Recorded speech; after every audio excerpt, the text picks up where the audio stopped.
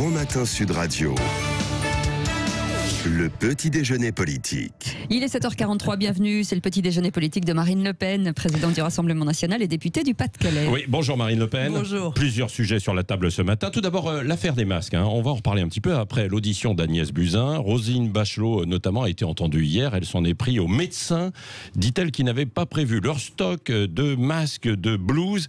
Elle a également critiqué, je cite, ce pays infantilisé, demandant s'il faut attendre que le préfet ou le directeur de l'ARS viennent avec une petite charrette pour apporter des masques. Vous êtes d'accord ou pas avec elle ? Non, ces propos sont indignes. Ils proviennent de quelqu'un qui a quitté la politique et qui donc probablement a oublié quelles sont les responsabilités qui pèsent sur des ministres face à une pandémie. Pourtant, ces responsabilités, elles sont travaillées depuis de longues années. Il y a des rapports qui sont régulièrement mis à jour pour expliquer ce que doit faire l'État lorsqu'on est confronté à une situation de crise sanitaire. Et une situation de crise sanitaire mondiale de surcroît, c'est-à-dire où les pays producteurs, en réalité, hélas d'ailleurs, les pays producteurs, les moyens de protection face à la pandémie sont eux-mêmes bloqués, ou qu'on est confronté à une offre mondiale qui rend l'accès, je veux dire, à des commandes évidemment extrêmement difficile. Oui, mais elle dit c'est aux médecins eux-mêmes aussi de faire un peu leur stock, de les avoir, quoi. Et elle tacle au passage d'ailleurs Agnès Buzyn. Elle dit quand on est ministre, il faut tout connaître, tout savoir aussi. Donc elle la dédouane pas, quoi. Bon, en l'espèce, je crois qu'elle a tort. Les médecins ont été les victimes de la gestion de cette crise. D'abord parce qu'on ne leur a pas fait confiance, on leur a interdit de prescrire ce qui pouvait leur apparaître comme étant susceptible de soigner leurs patients, ce qui est pour les médecins une très grande, à leur égard une très grande violence, une très grande souffrance pour eux. On remet en cause en quelque sorte le fondement même de leur engagement à soigner, ça c'est la première chose.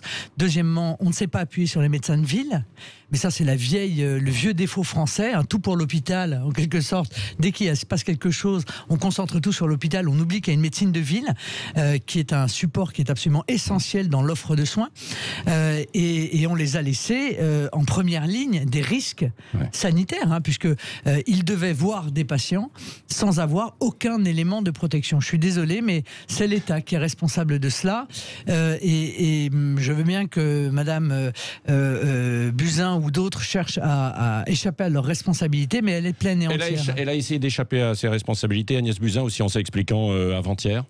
Oui, bien sûr, elle est dans la droite ligne de ce gouvernement Macron. Ils ont tout fait bien. Il n'y a rien à leur reprocher.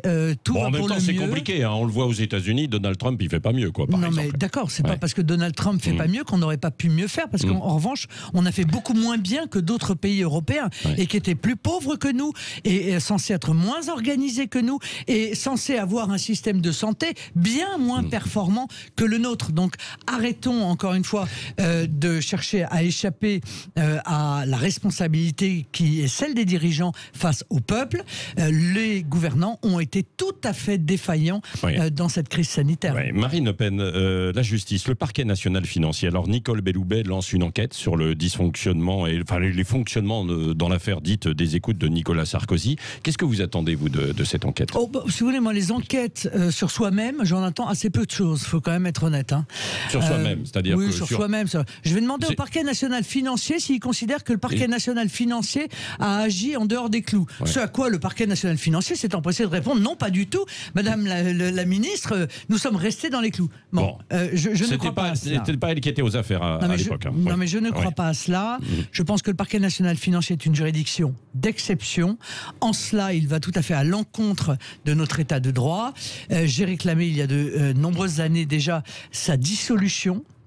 C'est un parquet politisé dont les magistrats sont choisis, je le crois en partie, sur des critères politiques qui sont toujours les mêmes et dont on a vu d'ailleurs l'action qui consiste à démultiplier les procédures à l'encontre de l'opposition en choisissant très précisément le calendrier qui les arrange pour que la mise en œuvre de ces procédures judiciaires soit le plus nuisible possible en même temps, ils s'en prennent à tout le monde. En même temps, ils s'en prennent à tout le monde. Ils s'en sont pris la justice. Ça va alors. Non, mais c'est vrai. La justice, elle s'en prend aujourd'hui à Jean-Luc Mélenchon. Elle s'en prend donc, elle s'en est pris à la droite, elle s'en prend à vous également, elle s'en est pris à Cahuzac il y a quelques années, non ? Oui, si ce n'est que pendant l'élection présidentielle, alors c'est sûrement dû au hasard. Oui. Je suppose. À propos Mais de alors, ce François sont Fillon. précisément les deux candidats qui pouvaient accéder au second tour qui ont vu se déclencher contre eux les foudres du parquet national financier, selon encore une fois des calendriers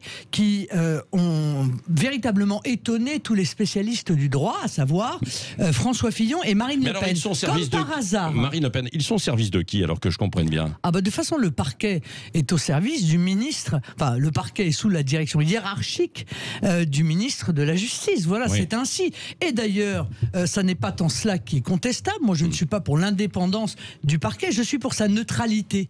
Ça n'est pas parce que hiérarchiquement le parquet dépend du ministre qu'il doit fouler aux pieds toutes les règles de la démocratie et de notre Constitution qui l'obligent à être impartial à l'égard des enquêtes. Il ne foule qu'il pas mène. forcément, il mène des enquêtes, quoi. Donc, non. Non, c'est faux. Bon. C'est faux, encore une fois. Ouais. C'est révélé, démontré maintenant, que ce soit dans l'affaire Fillon ou que ce soit, encore une fois, dans la mienne. Je suis bien placé pour ça. On en parle moins parce que moi, j'ai malgré cela accédé au second tour. Mais il n'en demeure pas moins que tant à l'égard de M. Fillon qu'à l'égard de Marine Le Pen, très clairement, enfin de moi-même, c'est difficile de parler de soi ainsi, mais très clairement, les manœuvres procédurales se sont multipliées pendant la campagne Alors, des puisque présidentielles. vous parlez de vous, Marine Le Pen, vous craignez justement que cette justice ne vous empêche d'être candidate à la présidentielle en 2022, parce qu'il y a le risque de procès l'an prochain sur l'affaire des assistants parlementaires. Non, je pense que il l'espère. Il y a cette Non, mais possibilité. d'accord, laissez-moi terminer ma phrase. bien sûr. Ouais.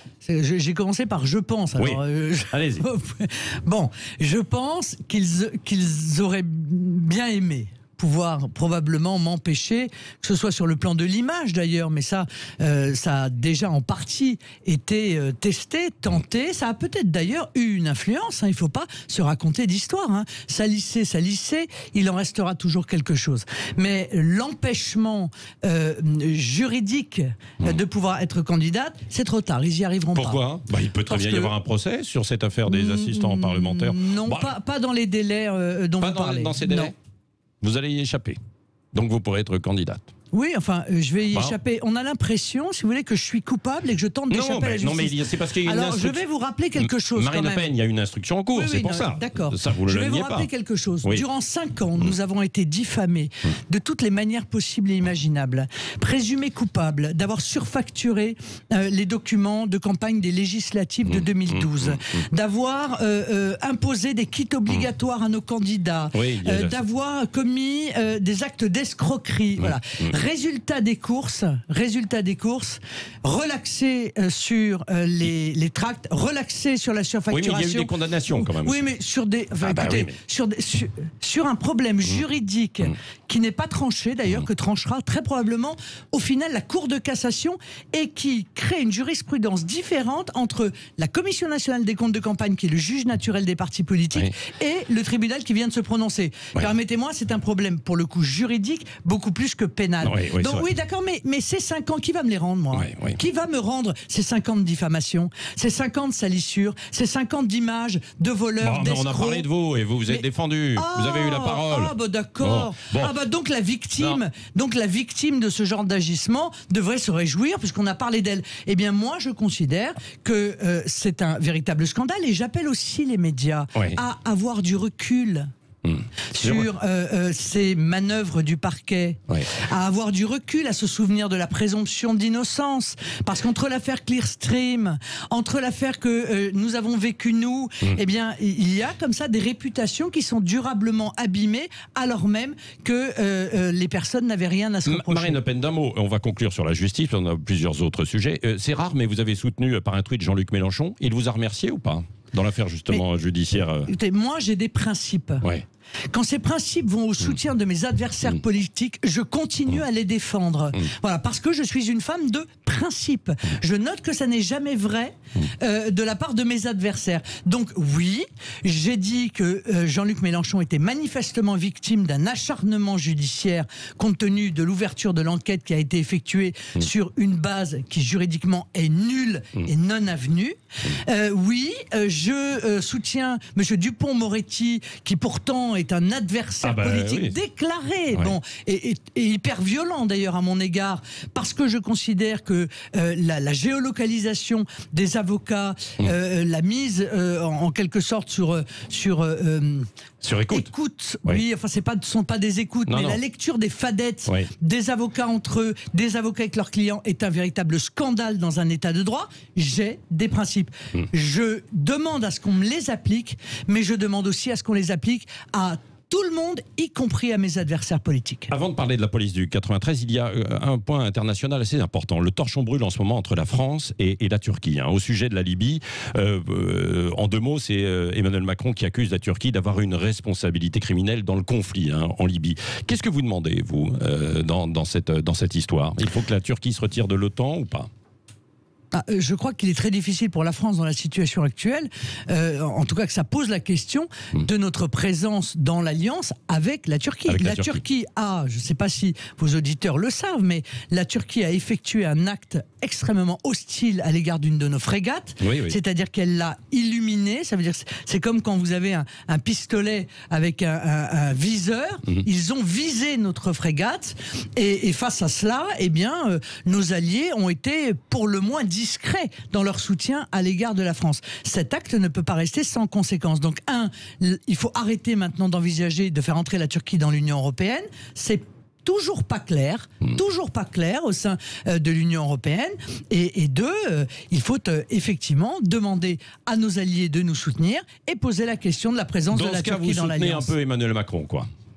Mais je soutiens sur ce coup-là totalement Emmanuel Macron. C'est rare, donc faut le souligner. Mais encore une fois, il faut s'interroger sur qui sont nos alliés. Les Allemands sont extrêmement prudents dans leur défense de la France dans cette affaire. Et quand on sait que l'Allemagne exporte 42%, près de 42%, 41,8% des exportations d'armement allemandes vont vers la Turquie. Ça aussi, il faut le savoir. Qui sont nos amis, qui ne sont pas nos amis, qui sont nos alliés, qui ne sont pas obligatoirement des amis. C'est important de le déterminer. En tout cas, ce qui est sûr, c'est qu'il faut défendre l'intérêt de la France en toutes circonstances. Marine Le Pen, la police du 93, donc secouée par un scandale. La compagnie de sécurisation, c'est 150 hommes se livraient à du trafic. Il faut vraiment dissoudre donc cette compagnie et sanctionner. Évidemment, écoutez, évidemment, mais ça prouve d'ailleurs une chose. Ça prouve d'ailleurs une chose, c'est contrairement à ce qui est dit, et moi j'ai été amené à le répéter très souvent, la police est une des institutions les plus surveillées de France, les plus surveillées qui soient. Il a toujours existé des ripoux, comme on dit, mais quand ils sont attrapés, ils sont en règle générale extrêmement durement condamnés, et c'est tant mieux, et c'est normal. Le remaniement attendu, si vous étiez Macron, vous garderiez Édouard Philippe ? Oui, très certainement, je le garderai. Écoutez, il est plus populaire que lui. Alors, en quelque sorte, il contribue un peu à la popularité d'Emmanuel Macron, même si celle-ci est très basse. Bon, écoutez, on va lui passer votre message, votre conseil. Un mot d'Airbus. Est-ce que les dispositifs... Ça dépend si c'est pour remplacer Édouard Philippe par Sibeth Ndiaye ou par Brune Poirson. Oui, je pense qu'il a intérêt à garder Édouard Philippe, c'est sûr. Voilà. Airbus, d'un mot, les dispositifs d'aide de l'État devraient permettre de sauver 2000 emplois sur les 5000 postes, a dit Jean-Baptiste Djebari. C'est bien. Difficile d'aller plus loin. On est censé s'en réjouir parce qu'on met beaucoup d'argent quand même dans l'aéronautique. On aurait aimé qu'il n'y ait aucun licenciement. Mais il y a une crise. Oui, il y a une crise, mais il y a des moyens de répondre à cette crise, et je pense que les moyens qui sont mis en œuvre ne sont pas suffisants. Voilà, je pense que ce sont des engagements à moyen terme, et même à long terme, il faut des engagements à court terme, parce que derrière Airbus, il y a l'intégralité des sous-traitants d'Airbus qui ont des problèmes de trésorerie et auxquels il faut apporter des réponses immédiates. Donc c'est insuffisant. Et puis je pense qu'on a oublié l'aspect défense. Et il y a eu une loi de programmation militaire qui a été faite avec une montée en puissance, comme par hasard, des budgets à partir de 2022. Tiens, Ouais. Comme par hasard. Eh bien, moi, je pense qu'il faut lisser ces engagements et les ramener en 2020, 2021, 2022 pour pouvoir évidemment être un booster de commandes, Oui. ce qui améliorera la situation de l'aéronautique civile qui est liée quand même à l'aéronautique militaire. Oui, question avec Marine Le Pen, Cécile Benibus. Oui, pour lutter contre l'abstention, est-ce qu'il faut rendre le vote obligatoire sous peine d'amende, par exemple? Oui, enfin, on peut réfléchir au vote obligatoire, mais il y a beaucoup d'autres moyens qui sont des moyens non coercitifs pour venir demander aux Français de se réintéresser à la politique. Et En 2015, vous disiez que ça ne vous choquerait pas. Non, c'est pas choquant, mais si tant est que tout le reste ait déjà été fait. C'est quoi tout le reste? C'est dire aux Français, chaque voix compte. Voilà. Et donc, ça passe par la proportionnelle intégrale aux élections législatives. Car c'est cela qui détourne les Français du vote. C'est le sentiment de voter pour rien. C'est le sentiment que leur voix ne compte pas. C'est le sentiment qu'il y a des millions, voire peut-être une dizaine de millions de personnes en France qui se déplacent, qui votent, qui ont des résultats qui sont très importants et qui pourtant ne voient pas la traduction de ces résultats, notamment à l'Assemblée nationale. Donc c'est cela, à mon avis, la réflexion majeure qu'il faut se faire aujourd'hui. Pourquoi ça n'a pas imprimé au municipal le Rassemblement national Parce qu'il y a eu une abstention massive au premier tour. C'est ça, oui. Que cette abstention massive a été en grande partie liée par la peur du Covid, que les classes populaires ont plus peur de la maladie que les autres, et que donc ils ont été plus nombreux Bah oui, à mais s'abstenir. ils ont bien voté pour les écologistes. Non, mais vous parlez du second tour. On parle du premier tour. Le premier tour, il détermine le second. Ouais. Au premier tour, il y a une étude qui a été faite, pas par nous, par un grand institut de sondage. 55% des électeurs du Rassemblement national ont dit qu'ils ne se sont pas déplacés par peur du Covid. Voilà. D'où l'échec en fait, du Rassemblement national. C'est évident parce que vous avez perdu des élus quand même. Hein.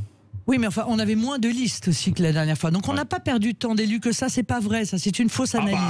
Un tiers de moins, j'ai vu Oui, les mais comptes. d'accord, nous avions un tiers de listes en moins. Ouais. Bon, voilà, donc un tiers de listes en moins, un tiers d'élus en moins, il y c'est a des normal. endroits où vous revendiquez la victoire Brebière, par exemple, Pia, dans les Pyrénées-Orientales, Mais non, où il n'y avait ça, pas. c'est- C'est quoi alors cette Mais histoire? rien, c'est une erreur du service de communication qui s'est fondée sur un tweet d'un journaliste d'ailleurs. Bon, ils ont tort, je leur ai Ah, mais dit. il faut faire attention avec les tweets. Faut faire Ah, non, mais- attention avec les les tweets. journalistes. Vous avez été piégé vous-même par un tweet. vous avez avez fait un tweeté tweet trop vite hier. Voilà. Ah bon. Sur la censure. Sur c'est la possible. censure de comptes. Ouais. C'est vrai. Bon, même si on peut discuter, on fera peut-être une émission là-dessus. Oui. Mais moi, je vois un très grand danger Oui. dans la prise en main par Twitter et par Facebook de ce qu'on a le droit de dire, de ce qu'on n'a pas le droit de dire. Moi, je suis désolé de vous dire, et là encore, je vais aller défendre quelqu'un qui est pourtant Oui. pas un soutien. Décidément. Madame Ménard, Oui. Madame Ménard, députée de la République française, Oui. n'a plus de compte Twitter depuis des mois. Ouais. Pourquoi? Parce que Parce que elle a fait un tweet contre Greta Thunberg et qu'elle refuse de le retirer. Non, mais est-ce que vous imaginez dans quelle démocratie Alors que on vous vit? n'êtes-